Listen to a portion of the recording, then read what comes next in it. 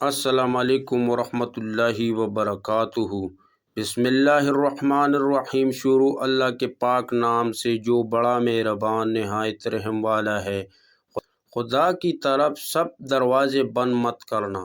امام احمد ابن حنبل کہتے ہیں کہ ایک بار راہ پر چلتے ہوئے میں نے دیکھا ایک ڈاکو لوگوں کو لوٹ رہا ہے۔ کچھ دنوں بعد مجھے وہی شخص مسجد میں نماز پڑھتا ہوا نظر آیا۔ میں اس شخص کے پاس گیا اور اسے سمجھایا کہ تمہاری یہ کیا نماز ہے؟ خدا کے ساتھ معاملہ یوں نہیں کیا جاتا کہ ایک طرف تم لوگوں کو لوٹو اور دوسری طرف تمہاری نماز خدا کو قبول اور پسند آتی رہے۔ ڈاکو بولا، امام صاحب، میرے اور خدا کے مابین تقریباً سب دروازے بند ہیں۔ میں چاہتا ہوں کہ کوئی ایک دروازہ میرے اور خدا کے مابین کھلا رہے۔ کچھ عرصہ بعد میں حج پر گیا۔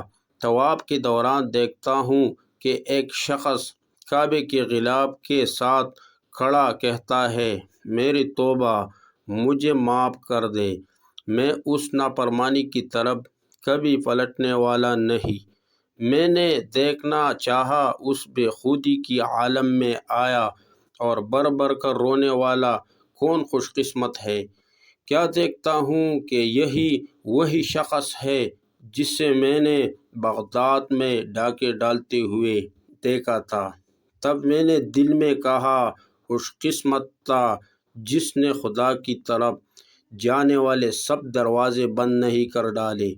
خدا مہربان تھا جس نے وہی سب دروازے آخر کھول ڈالے۔ تو بھائی، کیسی بھی بری حال میں ہو، کتنی ہی گناہگار ہو، خدا کے ساتھ اپنے سب دروازے بند مت کر لینا۔ جتنے دروازے کھلے رکھ سکتے ہو انہیں کھلے رکھنے کے لیے شیطان کے مقابلے پر مسلسل زور مارتے رہنا اور کبھی ہار مت ماننا۔ کوئی ارشاد باری تعالیٰ ہے، کہہ دو، اے میرے بندو جنہوں نے اپنے جانوں پر زیادتی کر لی ہے، خدا کی رحمت سے نا امید نہ ہونا۔ خدا تو سب گناہوں کو بخش دیتا ہے اور وہ تو بخشنے والا مہربان ہے۔ رجوع کر لو اپنے پروردگار سے اس سے پہلے کہ تم پر عذاب آ واقع ہو۔